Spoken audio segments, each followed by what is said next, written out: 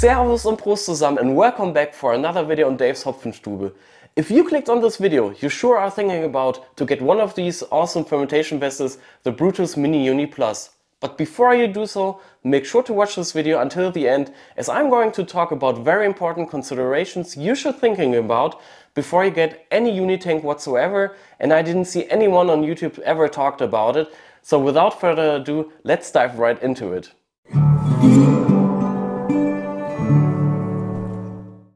I've been using the 30-liter Mini Uni Plus for a few months now and I'm really happy overall. The build quality is way high and the system offers a huge range of accessories that brewers can take advantage of. Working with the Mini Uni has been a lot of fun and the beers I've fermented in these came out great. However, there are some things that I wish I knew before I got these Unitanks. For this reason, I'll be sharing a few thoughts that will help you to get the most out of your Mini Uni and ultimately enjoy your purchase way more. Before we get into that, first we need to get these out of the box, and you might be surprised what's already included in the base model. The box the fermenter came in was also really well made and it arrived undamaged in Nuremberg. On top there's a small box containing the standard accessories.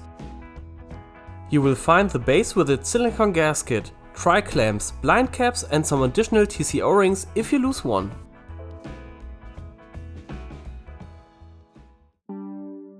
Also, Brewtools provides you with a wall mount and an airlock. Next up is of course the tank itself. The surface was unbelievably smooth, which is due to the pure blast technology that Brewtools uses. No sharp edges or corners and everything was welded seamlessly. Right there I was already impressed. Note that you need heavy duty screws that are not included in the package and that you should contact a professional before you put your tank on the wall.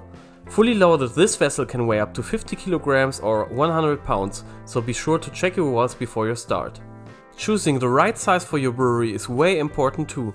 The 30-liter model has a total capacity of 35 liters, so unless you're brewing a lot of Hefeweizen, Belgian ales and other strong Kreuzen producers, you can utilize the full 30 liters of fermentation capacity.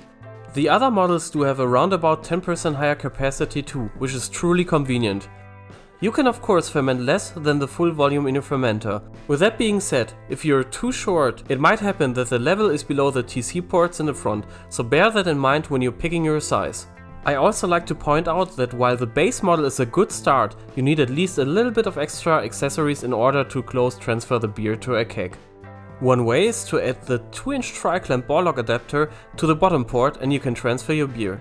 By the way, if you're buying accessories, don't forget to order more gaskets and the tri-clamp itself.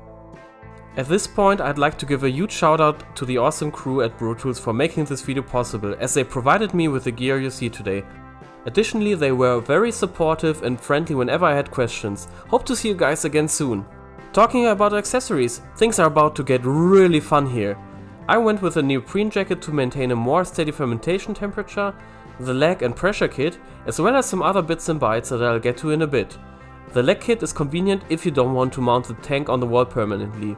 Brewtools even provides an Allen key to make assembling this a lot easier. The whole setup of the leg should take you only about a few minutes. The pressure kit enables you to pressure ferment, spun the beer and transfer it to a keg without introducing oxygen. In the kit is a floating dip tube included, which does work fine. However, if you still prefer stainless steel, it is really easy to swap that for an additional dip tube. The fine-tuning of the spunding valve impressed me a lot. It is very sensitive to move around and you can dial in the pressure of your beer precisely. One thing that I noted was that my first pressure kit had a leak somewhere. I encourage you to perform a quick test whenever you test pressure rated gear. Simply close everything, apply pressure from a CO2 tank and spray stars in around every connection. If you see some bubbling, it means there is a leak and you should definitely take care about it. I reached out to Brewtools about the issue and they were not only really quick in answering my mails, but they sent me another housing that does work fine. I found that although the new housing solved the issue, I still need to apply some amount of force whenever I put the housing onto the tanks in order to properly seal. After talking to other brewers, I heard that this is a normal thing when you work with 4-inch tri-clamps. Did you have the same experience or did your mileage vary? Let me know in the comments. Here is another matter I ran into. My initial plan was to harvest these from the bottom of the tank, utilizing the butterfly valve and the elbow. When I put everything together, I noticed that the length of the combination of the 90 and the valve isn't sufficient to comfortably operate the valve. The legs unfortunately block the valve when installed horizontally. This of course only applies to the tank sitting on the leg kit. If it's mounted on the wall, that combo does work flawlessly. With that being said, you can simply turn the valve about 90 degrees and use it as shown in the video, and there won't be any issues. So after some additional research, I reached out to Brewtools again and was provided with a 2-inch side glass. Not only is it really awesome to visualize the beer inside the tank, it extends the construction sufficiently. I could now place the butterfly valve in a horizontal position and I use it as imagined.